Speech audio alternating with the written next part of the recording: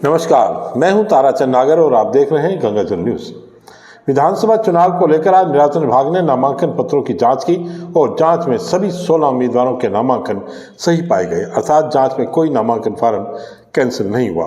Returning अधिकारी SDM doctor अर्चना व्यास ने बताया कि फलोदी विधानसभा क्षेत्र से 16 अभ्यर्थियों भाजपा के पबाराम बिश्नोई, कांग्रेस के प्रकाश चंद छंगानी, बीएसपी के हरिराम, आरएलपी के अब्दुल महबूब, भील ट्राइबल कांग्रेस के टीकूराम, नव भारत जागरण पार्टी के Amritlal, right to recall party के ज्ञानाराम तथा निर्दलीय कुम सिंह पातावत, डॉक्टर निरंजन कुमार मेहरा, मोहम्मद इलियास, विशेक, गोपाल राम, भूपत सिंह राणू, सिंह राजपूत, सुबोध एवं किरण मेघवाल के नाम निर्देशन पत्र सही पाए गए हैं। नामांकन पत्र वापस लेने की अंतिम तारीख 9 नवंबर है।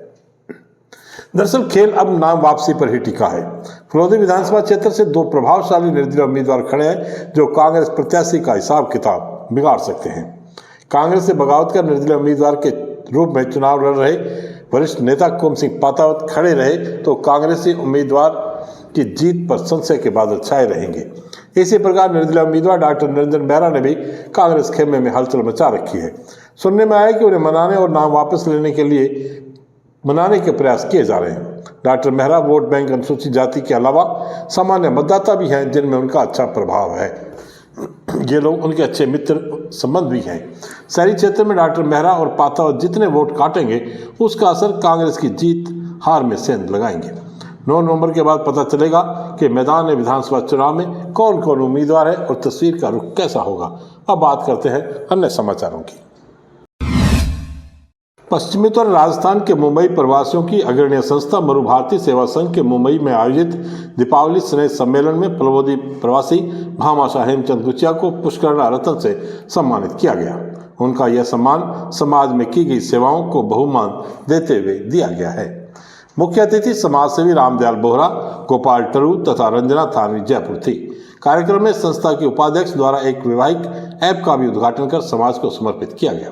इसमें देश के अन्य 15 पुष्करणा समाज संगठनों का भी सहयोग रहेगा, जिससे देश में तथा विदेशों में फैले पुष्करणा समाज के वैवाहिक संबंध स्थापित करने में सहायता मिलेगी। पुष्करणा सीए ग्रुप, पुष्करणा सखी एवं अखिल भारतीय पुष्करणा विकास परिषद के प्रतिनिधि भी उपस्थित रहे। अब मरु भारतीय सेवा संघ का कलेवर अंतर्राष्ट्रीय स्तर पर जाना जाएगा। अतिथियों का स्वागत करते हुए संस्था के युवा अध्यक्ष सीए हेमंत थानवी ने आश्वस्त किया कि मरु भारती नए कीर्तिमान स्थापित करेगी। उन्होंने फलोदी भूखंड के विकास हेतु 4 दीवारी बनवाने का बीड़ा उठाने पर नगर परिषद सभापति पन्नालाल व्यास एवं पीसीसी सचिव महेश व्यास का भी आभार जताया। कोषाध्यक्ष ने धन्यवाद ज्ञापित किया। कार्यक्रम में ट्रस्टीगण, पदाधिकारी, कार्यकारिणी सदस्य एवं आजीवन सदस्य उपस्थित रहे। विशेष अलंकृत में समाज के मोतीलाल चांडा, राजेश व्यास, रमेश थानवी, दिलीप व्यास, राजेश बोहरा, ब्रिजमोहन बोहरा, कृष्ण कुमार थानवी, संजय पुरोहित, किशोर कुमार बोहरा, रविशंकर पुरोहित, मनोज थानवी तथा अदिति बोहरा सुशोभित हुए। लगभग 80 वरीयता प्राप्त बच्चों को भी पुरस्कृत किया गया तथा 11 बच्चों को रजत चिन्ह देकर विशिष्ट वरीयता के आधार पर पारितोषिक दिया गया। कार्यक्रम का सफल संचालन गिरीश पुरोहित, भाविका व्यास तथा कृष्णा व्यास ने किया। रेनबो पब्लिक स्कूल और महाराणा प्रताप इंटरनेशनल स्कूल के विद्यार्थी शैक्षणिक भ्रमण पर सोमवार को जैसलमेर पहुंचे। विद्यार्थियों को वहां म्यूजियम, किला, जैन मंदिर, पटुओं की हवेली दिखाई गई। सब में डेजर्ट सफारी का आनंद लिया।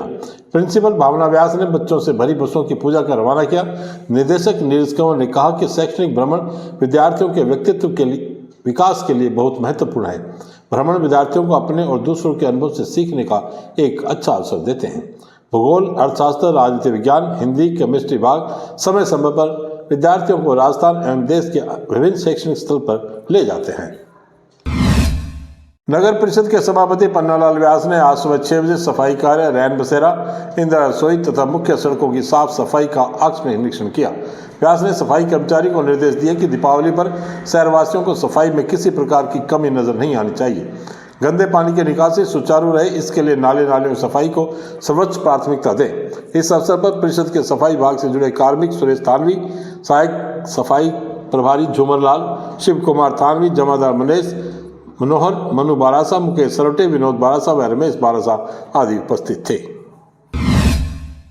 एसपी फलोदी हनुमान प्रसाद ने बताया कि साइबर सेल फलोदी द्वारा परिवादी शक्ति सिंह को खोया हुआ मोबाइल वापस लौटाया गया है। एसपी ने बताया कि परिवादी शक्ति सिंह निवासी पीलवा थाना लोहार द्वारा ऑनलाइन रिपोर्ट दर्ज करवाई कि उनका मोबाइल फलोदी शहर में कहीं खो गया है, जिस पर साइबर सेल द्वारा श्री सौरभ तिवारी एडिशनल एसपी फलोदी के निकट सुपरविजन में त्वरित कार्रवाई करते हुए मोबाइल ब्लॉक करवाया गया। खोया हुआ मोबाइल नई सिम के संपर्क में आने की जानकारी प्राप्त होने पर साइबर सेल फलोदी में पदस्थापित चौखाराम भवानी सिंह इंदा भगवान राम के सहयोग से खोया हुआ मोबाइल तलाश कर परिवादी को पुनः लौटाया गया। खोए हुए मोबाइल की कीमत 12,000 रुपये थी। जिला अहमदाबाद स्थित आविष्कार इंटरनेशनल स्कूल का वार्षिकोत्सव विगत दिवस स्कूल परिसर में धूमधाम से मनाया गया। छात्र छात्राओं ने विभिन्न फिल्मी गीतों पर नृत्य की शानदार प्रस्तुति दी। छोटे छोटे बच्चों को नाचते गाते देखकर अभिभावक भी खुश हुए। वार्षिकोत्सव की तैयारियां काफी दिनों से चल रही थी। प्रिंसिपल नेहा मैम ने प्रगति प्रतिवेदन पढ़कर सुनाया और विद्यालय की गतिविधियों के बारे में विस्तार से जानकारी दी। उन्होंने स्कूल की भावी प्लानिंग पर भी चर्चा की। बच्चों के साथ आए अभिभावकों ने भी सांस्कृतिक तैयारियों और बच्चों की प्रस्तुतियों पर संतोष जताया। स्कूल में हर साल वार्षिकोत्सव मनाया जाता है, जिसकी तैयारियों को लेकर बच्चों के साथ साथ अभिभावकों में भी काफ़ी जिज्ञासा रहती है। विभिन्न गतिविधियों, परीक्षा में अव्वल और सांस्कृतिक गतिविधियों में अग्रणीय और प्रथम 3 स्थानों पर रहने वाले विद्यार्थियों को पुरस्कृत किया गया। अभिभावक पुनीत खुशबू शर्मा का कहना था कि बच्चों के शारीरिक और मानसिक विकास के लिए पढ़ाई के साथ साथ खेलकूद और सांस्कृतिक गतिविधियों का होना बहुत जरूरी है। स्कूल में इस पर पूरा ध्यान रखा जाता है। कल्याण कार्यालय शेरगढ़ द्वारा 8 व 9 नवंबर को जोधपुर में रक्षा पेंशन समस्या समाधान शिविर लगाया जाएगा।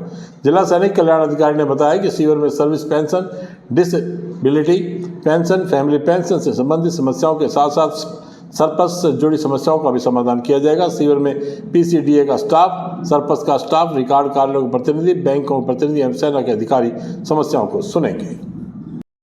दिल्ली के रामलीला मैदान में संविधान बचाओ महारैली का आयोजन किया गया, जिसमें देश के अलग अलग भागों से लोगों ने भाग लिया। यह कार्यक्रम अनुसूचित जाति, अनुसूचित जनजाति अखिल भारतीय संगठनों का परिसंघ है के तत्वाधान में किया गया।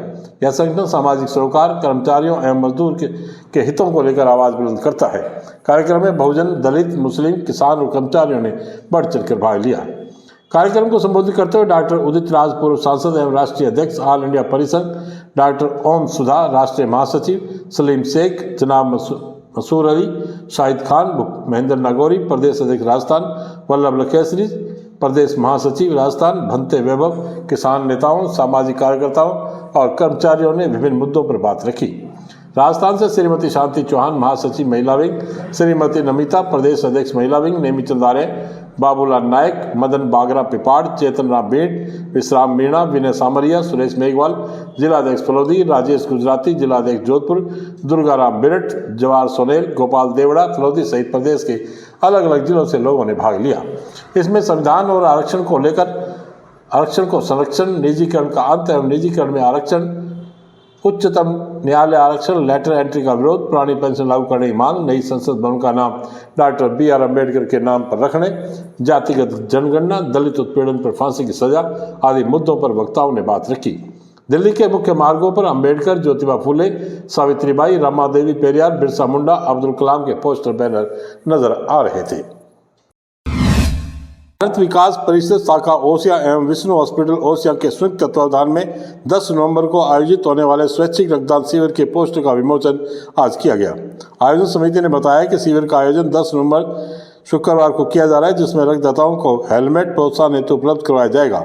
पोस्टर लोकार्पण में भारत विकास परिषद से रुपेश ओझा, विमल सोनी, नंदू चांडक, जितेंद्र पंचारिया, नारायण राज पुरोहित, अंकित तिवारी, मांगीलाल एवं अस्पताल संचालक जगराम बिश्नोई, जम्बू कुमार जैन, जसाराम जानी, ज्योति, सुमित्रा बिश्नोई, डॉक्टर हरीश बिश्नोई, पवन सुतार, नेत्र रोग विशेषज्ञ उपस्थित रहे। प्रकाशन बोर्ड असम और all Assam publishers and book sellers association Tinsukia के संयुक्त तत्वाधान में चाहिला नगर के खेल मैदान में आयोजित 10 दिवसीय पुस्तक मेले का उद्घाटन मुख्य अतिथि राजस्थान के वरिष्ठ साहित्यकार और बाल साहित्य मनीषी दीनदयाल शर्मा ने दीप प्रज्वलित कर किया। अपने उद्बोधन में दीनदयाल शर्मा ने कहा कि जिन्हें पुस्तकें पढ़ने की आदत है वह व्यक्ति अकेलापन महसूस नहीं कर सकता। शर्मा ने कहा कि नेट और मोबाइल में गड़बड़ी हो सकती है, लेकिन पुस्तक ऐसी चीज है जो सदैव हमारा साथ देती है। पुस्तकें हमारी सबसे सच्ची और ईमानदार मित्र हैं। श्री शर्मा ने कहा कि यह अभूतपूर्व है कि सरकारी और गैर सरकारी संस्थाओं ने एक साथ इस तरह से पुस्तकों को जन जन तक पहुंचाने की व्यवस्था की है। असम ग्रंथ मेले की इस यात्रा की सफलता का मतलब यहाँ का बौद्धिक एवं संस्कृति का उत्थान होना है, जो निश्चित रूप से एक अच्छी बात है। उन्होंने यह भी कहा कि किताबें जीवन की सबसे भरोसेमंद दोस्त है। उन्होंने कहा कि लेखकों और प्रकाशकों को बाल साहित्य के संवर्धन पर ध्यान देना चाहिए। भाषण के समापन पर दीनदयाल शर्मा ने नानी तू है कैसी नानी, नहीं सुनाती नई कहानी सुनाई तो पूरा पंडाल तालियों की गड़गड़ाहट से गूंज उठा।